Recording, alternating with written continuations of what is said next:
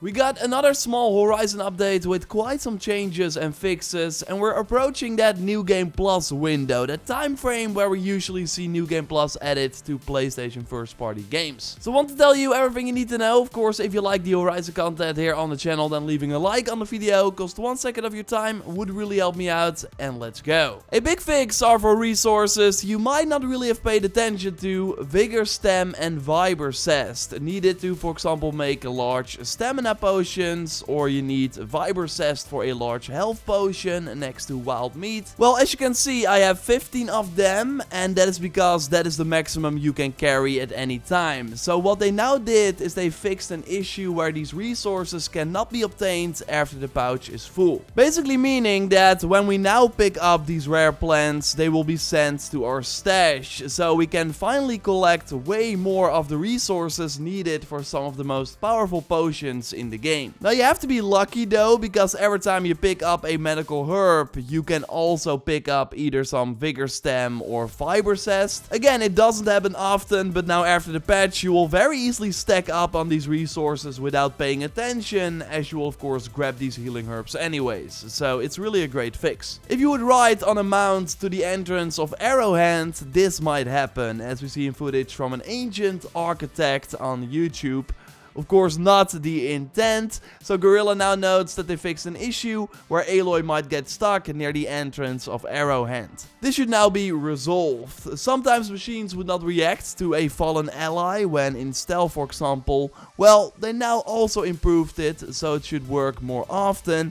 And I think it's always cool when that happens. They fixed an issue in the Cauldron Iota where the objective Override the Tallneck would not update on completion. It immediately worked for me when I did this cauldron. It's still one of my favorite moments in the game. But yeah, still great that they of course fixed it for people that had the issue. And this next one is interesting because it actually got changed in the patch notes already. First, they said that they added the Apex Grimhorn spawn points outside of missions, because you can of course only find this Grimhorn variant during the second first side mission with So after installing the update, I looked everywhere. I went to the Plowhorn spawn point, but I still only found those machines, including Apex variants. I also went back to that second first side mission location where we saw these machines for the very first and last time, but while I could shoot off the Ravager cannon again, there were no new machines to fight. So still, after the patch, the only way to repeatedly fight a Grimhorn is in the arena during the cage fight challenge, while the Apex variants are still nowhere to be found. And that is sad, because the Plowhorn focuses on the adhesive element, shooting that from afar, slowing you down,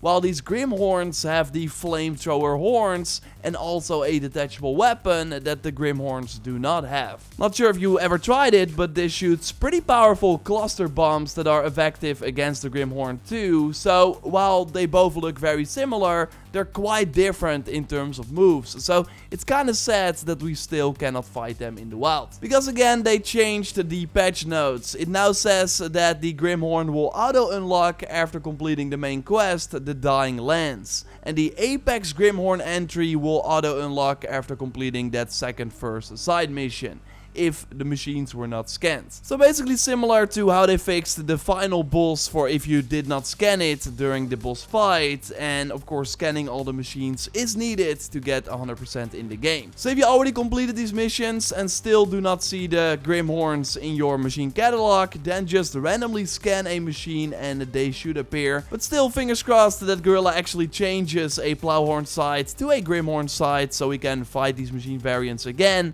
Although maybe they're saving this variant for future content. Burning Shores is of course the potential name, and the Grimhorn with the flamethrower horns totally suits that of course. I by the way went back to the potential DLC entrance for this expansion, and my tactic to kind of scout the area still works after the update. And totally check out my previous video where I go more in depth on this specific location and why I think something interesting is going on here. I will leave a link to that video at the end of this one. And as I discussed before, there are quite a lot of machine variants found in the game that we cannot fight. If you go to the Clamberjaw area over here on the map and take your time to scan the environment before you engage, you see a corpse of a frost clamberjaw that I don't think we've been able to fight yet. So why is there a name for this type of machine in the game, and why is it dead? Maybe something for the future as well. And many of you reached out with locations of corpses for the plasma fanghorn. You see one over here at the rebel camp where you also encountered the Fireclaw. And near Cliffwatch you can even find multiple dead plasma fanghorns near a fire fanghorn. So maybe this is also hinting at a future variant. Seeker Sanctuary on Twitter shared the location for this dead shell snapper covered in trees. And in the Game Awards trailer we also see Aloy fight a shell snapper in a forest environment. While again, as far as I know, we can only battle them in the desert and of course near that small lake. Nothing too special. While it would of course be cool if the trees suddenly came to life and then it turned out to be a shell snapper. Gorilla also shared this footage of the rebel tremor tusk in the desert, which I also don't think is possible in the game. Now sure, maybe they just spawned one in for the sake of this video with the developer build. Although it would be cool if next to the Apex variant you could also come across a rebel tremor tusk when going to their site. There's of course one main mission where we have to battle them,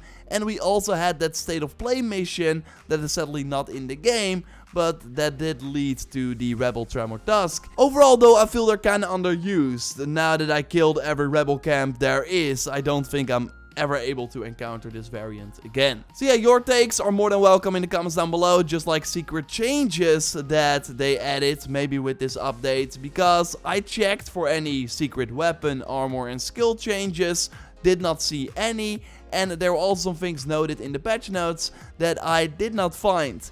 Like they note that they fixed the icons for multiple coils and weaves, but they're all the same for me. And the silent strikes were being counted twice in the combat statistics menu, but that was also not the case for me.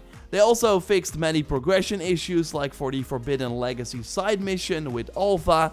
We'll of course leave a link to the patch notes in the video description, so you can also read it for yourself. So a relatively small patch that hopefully leads to a bigger one. As you maybe saw on Twitter, I also looked at the time it usually takes for Sony games to get New Game Plus, and it's all around that 3 to 4 month window. So that would mean that for Forbidden West we get it in like a few weeks, or maybe a little over a month if they of course plan to add it to the game. We'll of course keep you posted here, so totally subscribe to stay up to date on everything Horizon. If you haven't already, a like on the video would really help me out. And of course at the end of every Horizon video we look at awesome pictures you can send us via the HorizonRaptor hashtag on Twitter, or by going to the dedicated pictures channel on our Discord, and you can join the Discord via the link in the pinned comment. And Joyce, you're of course the photo mode expert here. You selected 3 shots, so let's go over them. Yes, hello. Let's start with Game Duchess over on Discord, where Aloy is getting ready to fight a Tide Ripper waiting in the distance. She already grabbed her bow to prepare so she can get in on the action. Moving on to Iron Knight, who captured Aloy peeking out of the water like an alligator, or if we stay in Horizon terms of course, like a snapmaw. I love the choice for a close-up and the way she looks into the camera. And my favorite is from Trooper Max over on Twitter, who created this epic portrait shot of the Slitherfang in the desert of Las Vegas with Aloy on top. That must have taken a while to time, knowing how unpredictable the Slitherfang can be. Yeah. Absolutely stunning. And then like the timing with the photo mode, really amazing shots. Now I wish we could like actually mount these creatures, but never say never. Of course, if you like the Horizon content, make sure you are subscribed. Check out our previous video on more DLC locations and interesting things we found. Of course, we will speak to you soon. Goodbye. Goodbye.